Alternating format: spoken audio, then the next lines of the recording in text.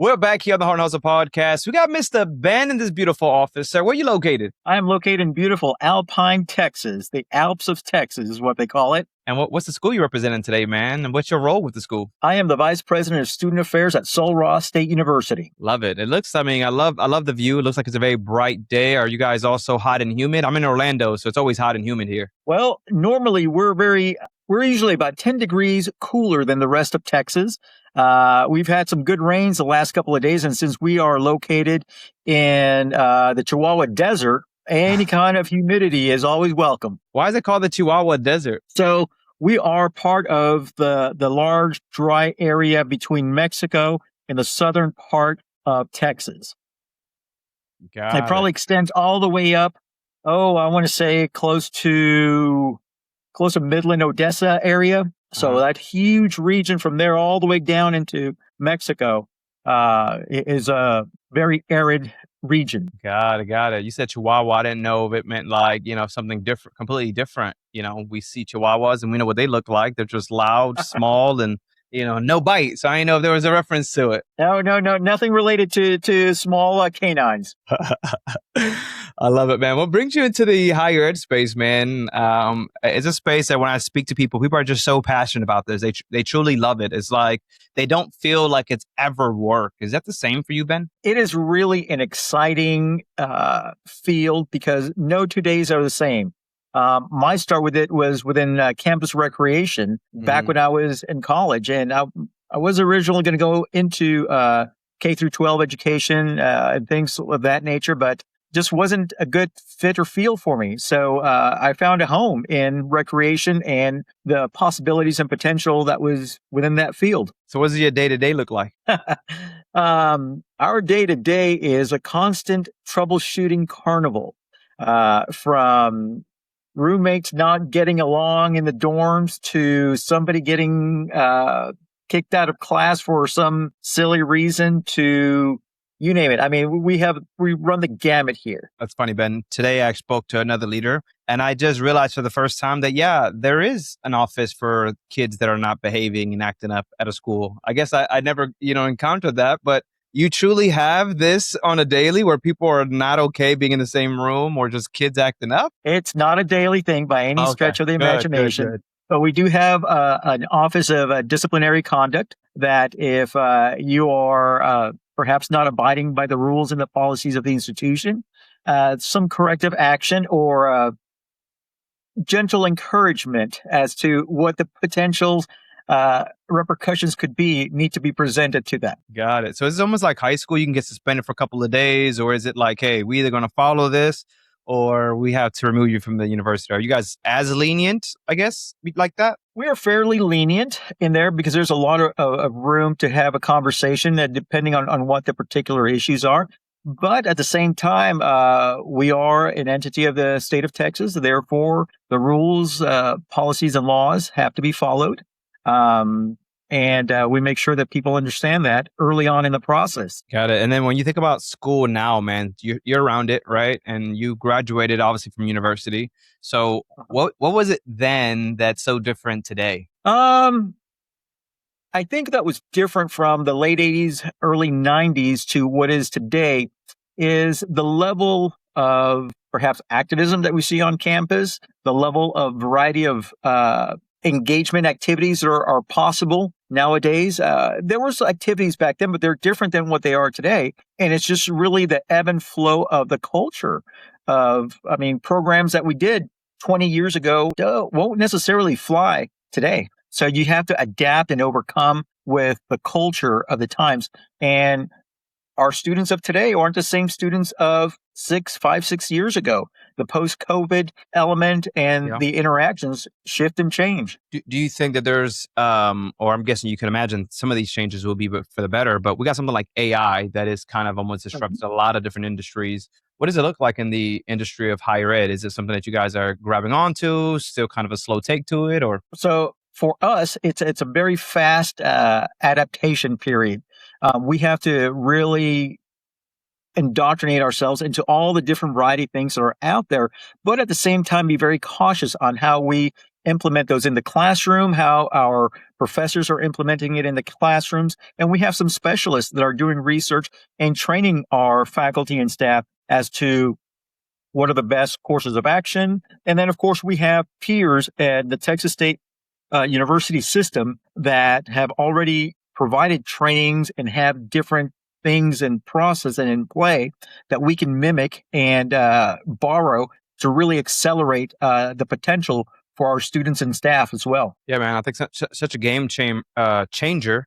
When we think about what AI could ideally do, not so much, we're not talking about replacing a human, but ideally allowing a human to do so much more, with a little bit of resources, I would say. And I know you guys are strapped on resources. Well, yes, but at the same time, I don't think AI is sometimes people see it as a really big monster that's ready to eat us. That's not the case. I think AI is here to stay, but our ability to really learn how to use it appropriately in our particular fields makes a difference. That does not mean that you should not stop teaching people how to think and how to problem solve for themselves. You're not always going to have a phone on you with Chat GPT on it or whatever else that you use. And they're wonderful tools, but it's only a good tool if you know how to use it, what its limitations are, and also if you can understand when the information is not good information and how to apply that. Yeah, I agree. And I didn't, when you talk about just not always having your phone, I was talking to an electrician and he was saying that one of his, I guess journeyman is what they call them, but was saying he's going to take his test or something along the lines. He says something about coding. The guy went to easily ChatGPT. He's like, hey man, when you take the test, you can't take your phone. He's like, what do you mean I can't take my phone? He's like, there's no way that they're going to allow you to use that phone and figure out the code. You have to learn the book and what it looks like to actually find the code. And when the guy looked it up, realizing that you are right, I'm not allowed to utilize this resource. And it's like, you have to understand by the book, because a lot of organizations, while, yeah, you can use ChatGPT at home, when it's time to take the test, you don't have this backup. Okay. You better have learned it and figured out how to utilize it. Is that what you're talking about, Ben? Absolutely. I mean, this is as far, when you go in to take a test, this is sometimes as far as you'll go, and it's an old school way of doing it. But you need to know what the formula is, how to apply them, and what is the difference. And also have an understanding of what a reasonable expectation of what an answer is going to be. Because if you're so far off the parameters, then there could be significant consequences. I ran into that recently with an individual that was a certified pool operator. And he was telling me that the volume of the pool that we were looking at was 20,000 gallons. And the what was necessary chemically to really balance his space was far less than what I know is reasonable. I was in a past life, I was also a CTO. So I knew it's like, first of all, your measurements are wrong because that's a 200,000 gallon pool at least. And what you're telling me is merely a fraction of what's going to be needed to disinfect that pool on a daily basis. But it's only because we know what we're working with and have some kind of background as to what the expectation of the response or the answer was going to be. You need to know the basics and of what you're looking at rather than take everything as an absolute gospel. This is the truth and the only truth. Well, perhaps or perhaps not, and know what the difference is. Yeah, I've had to call out ChatGPT or Claude a couple of times. Like, wait a minute, this is making no sense. And they'll be like, oh, you're right. I apologize. I was in the wrong place. Well, I need to get it together now. Like we can. So yeah, no, for sure. I mean, if you're going to use AI, make sure you're utilizing it correctly. But what do you think is some of the things that are needed for higher ed? Like, what are those? Like, is it communication? Is it consistency? What is so important in the higher ed space, do you think, today? I think understanding what the value of higher ed is for anybody in any particular field that they're going into. Is higher ed the right place for everybody? Not necessarily. There's a lot of alternatives out there, but what is the value of what we're doing here? And trying to understand the broadness of it all. And in what fields does it make a difference? As a matter of fact, there was a report that I recently read, given the need for financial literacy in higher education. Well, it's a big need for everybody. Yeah. And especially here in higher education. But additionally, beyond that is understanding what your course of study is going to open up for you. What is the field of study that you're looking to go into, and what are the possibilities there? For example, people think if I'm going to school for kinesiology, for example, that I am going to college to be a coach or be a high school or an educator. Well, that is a reality, but there are so many different areas that degree can take you, from, let's say, personal training to health management to facilities management to correctional recreation to uh, aquatics. There's all different kinds of areas of things that you can open up with that degree. And it's not knowing fully the capabilities of that I think falls short. And it's not just in that particular field, it's in any field.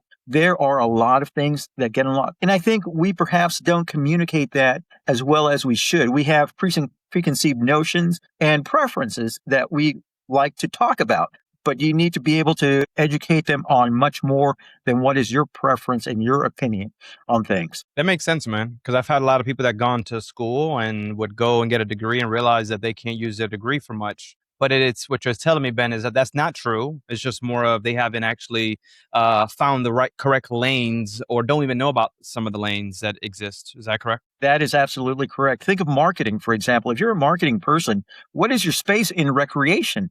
Well, in any space of recreation or athletics, there is a place for marketing to happen, whether it's an online marketing or marketing campaigns in general, or in higher education for a university. All of that is relevant. Everybody needs the web content. Everybody needs different modes of reaching out to the public and selling your product or services. So there is different veins. It just doesn't, you don't only have to be in the advertising business in New York City, for example, or LA to be successful in marketing and advertising. There's so much more out there that is a possibility. That was good stuff, man. And where do you think people find this information? Like, one example that I could think of is someone that had a theater degree, right?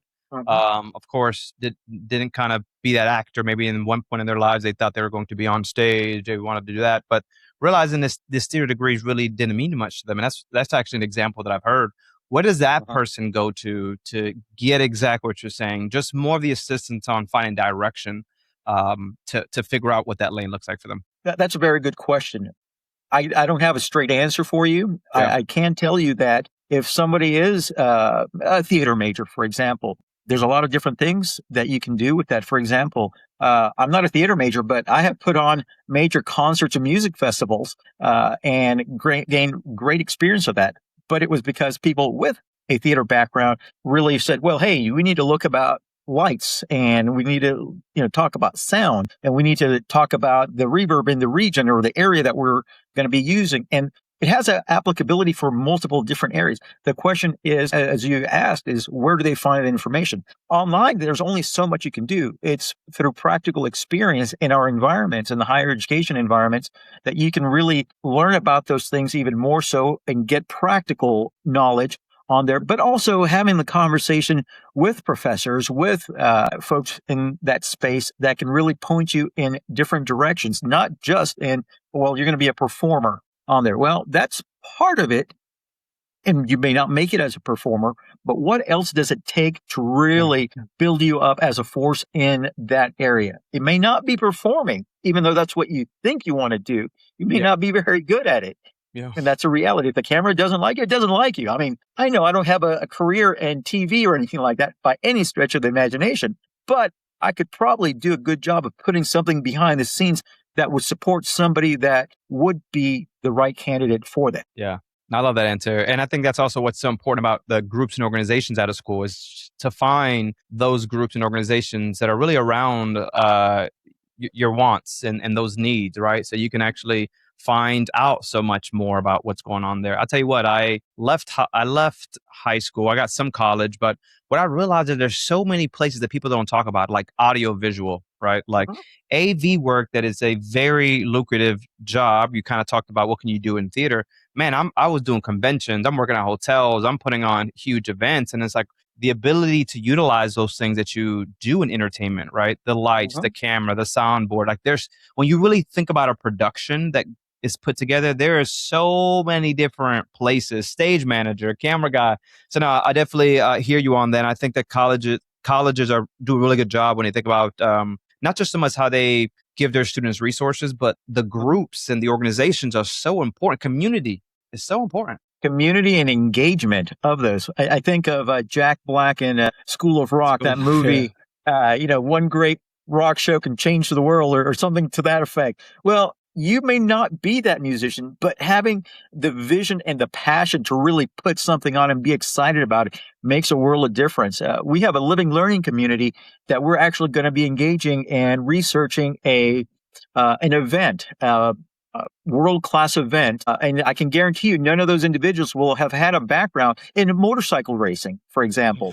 If you've ever heard of the Isle of Man time trial, or Tourist Trophy, sorry, that event is a tremendous event. And man, there's so many different tangents in there, because if you're in marketing, if you're in business, if you're in risk management, if you are in video production, if you are in aeronautics or drone management, all of those things are going to come together. And none of it has to do anything to do with motorcycle racing.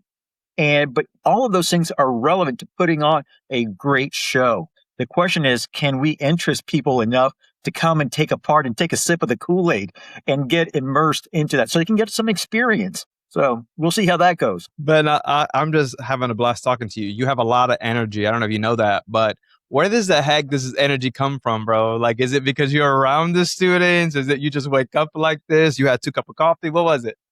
Oh, no. Trust me, I don't necessarily wake up with this, and my wife can attest to this, because I'm a grumpy morning person. But, being around the students does provide you quite a bit of energy. And I love what I do. I mean, if I were to, win the lottery tomorrow, would I come back to work? Absolutely, because it really feeds you, and the possibility feeds you. And I think one of the most important things in what we do is eventually you want people to not need our services. We want people to empower people to not need what we do. But at the same time, we want to make sure that they are surrounded with every opportunity to succeed. So if they come back in 20 years, I want to see them come back successful. And I've had that opportunity to see some students that came back from 20 years ago that were my students early on, and they came back to be inducted in a Hall of Fame event. And it was just tremendously a full circle moment for me to see all of those folks with their families being successful and serving people. And that to me made a world of difference. And that's exciting. I love it. You got kids of your own? I do. I have a wonderful son that just got married. He's in the Navy, and he works in the Office of Naval Intelligence. And my other son just moved to Washington, D.C. to work at the Department of Justice. And they're just great guys and love them to pieces. And I'm so happy they're in the same place, so I don't have to go to different places to visit them anymore. So that is so cool, man. And what do you want your boys to just always remember about dad? Like, who is dad? I think I want them to really take away that we try not to waste moments where we can do things that improve our quality of life, where we can laugh and enjoy, and not lose our sense of humor with overly serious elements. I mean, we have a lot of stuff in this day and age can weigh us down. We have a lot of baggage in so many different ways that can really draw people down. And it's great to see when they become the beacon for other people to gravitate to, because they're good leaders and they have a great sense of humor. And, that's what I try to do, is not just to make them laugh, to be the clown of the house or anything like that. A lot of times there is, but it's about having a good time, having a good experience, and also being able to share that with other people, because it's good that you're having a good experience, but man, it's even better when you're sharing that great experience with somebody else and letting them really share that with somebody else. Yeah. Makes a difference. Yeah. I got a 2 and a 6-year-old or 5-year-old now. And it's just always funny when they say, this is the best day of my life. And you didn't really do much, but just, as you mentioned, just clown around, man, maybe go for a good old bike ride around the block. Like, I'm still in those early days, but it seems, does it get harder, you think, as these kids get older? You got to really start to entertain them more? What does that actually look like, Ben? I think as they get older, they realize, hey, maybe dad was onto something. Maybe the fact that he got the whole family on one bike at one time, we were like a clown show. Was a I heck of a love it. lot of fun, Yeah. and not to take themselves so seriously. So they, over time, they learn, and you're going to see their personalities evolve as well. And hopefully, from everybody has their own ebb and flow of personality, and you'll see that emerge over time, and it's exciting to see them develop into their own little person as Yeah. well. So Can't wait, man. One thing you did mention that I would love to know from you is you mentioned leadership and you mentioned your boys in that leadership space as well. Like, what is so important to you as a leader? being able to be flexible, um, and understanding that empathy is part of being a good leader. It's very quick to look at the policies and look at it in black and white and crack the whip and says, this is wrong. But what made it wrong? And what can we change about it to really learn from this and be empathetic and be more supportive to that person versus punitive altogether? Not to say that, we just let everybody walk all over us. That's not the case. But we need to really understand what led to the failures, what led to the behaviors, what led to the actions, so we can help them go in a better direction of what is expected of us. And of course, I don't ever want anybody to come to school to walk away with a record or Yeah. anything like that. If they walk away with that, there's something went wrong there. But at the same time, can we help them understand, hey, you're in this particular state and these are the rules and the laws, and this is how we enforce them, and have those conversations in an empathetic manner rather than this is, finger pointing moment and you're wrong and I'm right and that's all there's to it. Have a And conversation. yeah, and we could really kind of stay on that moment, right? People are going to make mistakes. People are going to fail. People are going to, just beat themselves up during these times. But do you recall a time where you failed, you lost, but in reality, it was a big lesson that you still hold on to today? Because I think a lot of the times people get down on themselves, but to me, it's changed the mindset. Not, oh my God, I failed, but what can I have learned in this moment to move forward? What does that look like for you, Ben? Do you recall those a moment like that? All right. I don't think we have enough time for my list of failures because that's a big one. But the reality is that, there have been a lot of failures. And the question is, when you bring out those moments, can you take a step back and be honest with yourself and say, you know what? I screwed up there and I should have listened or done something differently. And can you have that conversation, not just with yourself, but with the person you have aggrieved, the person that you have wronged, or that you have to tell, sorry, I was wrong in this Yeah. particular ruling, this decision. I'm of a particular moment. I can think of this kid this student that would jump to conclusion as to what had happened, and we made a decision that got him kicked out of school. But upon researching it further, we realized this person wasn't guilty of what we said he was.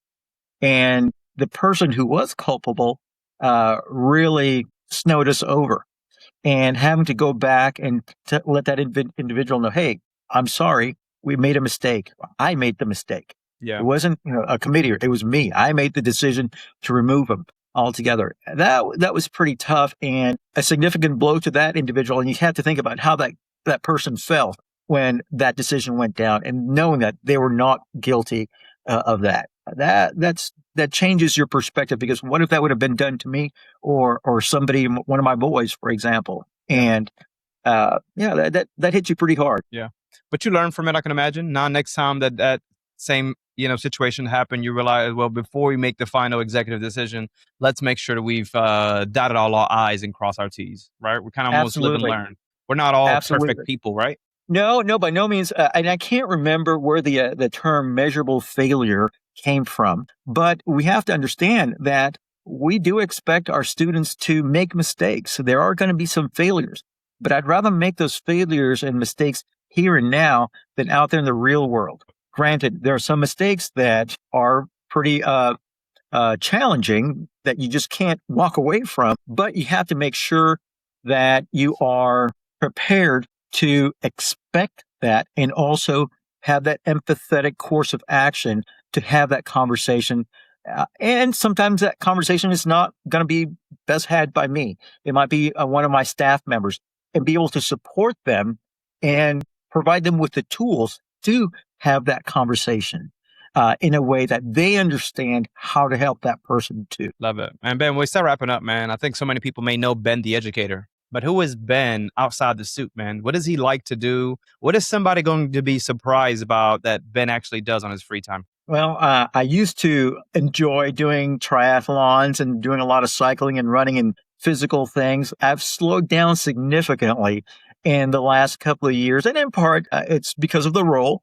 The role really focuses and keeps me pretty active altogether. But at the same time, I enjoy just chilling with my wife and just kind of slowing down and just being at home and working in the garden and doing things like that, which I never saw myself doing that kind of stuff. And it's enjoyable, but it's also because it takes your mind off of things and you can also disassociate as well. Mm-hmm. And sometimes you need to do that. And for your own wellness and that of your spending the family time together is important. I love it, man. Yeah, out there gardening. I got 50 plants, believe it or not, Ben, inside plants. And then my wife has started the outside now. And we're even to the point where we're just kind of growing some vegetables, man, getting our hands in there. There is some fulfilling about that, right? When you really get to see something grow from nothing. It is truly Absolutely. The analogy of life, of us growing from nothing, right? We knew nothing. Our parents poured into us. People poured into us. We took what was for us. We made choices. And these plants do the same thing, man. So you get to really see them grow. You're like, oh, man, I was a part of that, right? I watered that plant. Absolutely. I've got cantaloupe growing in my yard right now, and I can't wait to pick them for the first time. Hell yeah, man. Hell yeah. If you could just speak to your colleagues, I think this is a tough time for some. I think what's happening at the just national government level where people are almost in fear of maybe their jobs, they're in fear of what it looks like for higher ed, and they've been doing this for so long. I love your spirit. I love your positivity and your energy. What do you say to those that may not have what you have today? I think one of the things that you have to take into consideration is that everything in higher ed is very cyclical in nature. That doesn't mean that what is happening today is the same thing that's going to be happening in the next 2 years or what's going to happen after this 2 years. But our ability to pivot and our ability to really take a step back and adapt to the situations and follow the mandates, whether we agree with them or not, is a skill that we need to really impart on our staffs and also help them understand that just because we don't agree with it at this moment, it doesn't mean it's always going to stay that way. But these are the rules and the guidelines that we have to ascribe to. Yep. And this is part of the job. And you have to be okay with that. That being said, self-care becomes a huge part of the equation as well. And we have a propensity to burn the candle at both ends. Yeah. I love that, man. I truly appreciate the conversation. I appreciate you as a leader, man. I just had a really fun time. You put a smile on my face, just the energy that you have. I can imagine the students at the school also enjoy themselves. What is the website? Are you guys on social? So if someone that may not know about you guys can actually go check you guys out. Absolutely. So www.sulross.edu is our university website.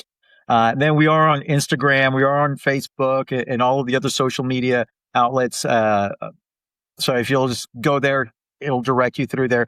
We're the birthplace of intercollegiate rodeo. So as soon as you go into our website, the first time you see a bunch of folks on horseback herding a cattle or a herd of cattle through campus, that's us. I love it, man. Thank you so much. And for those that are watching, that is sulross.edu.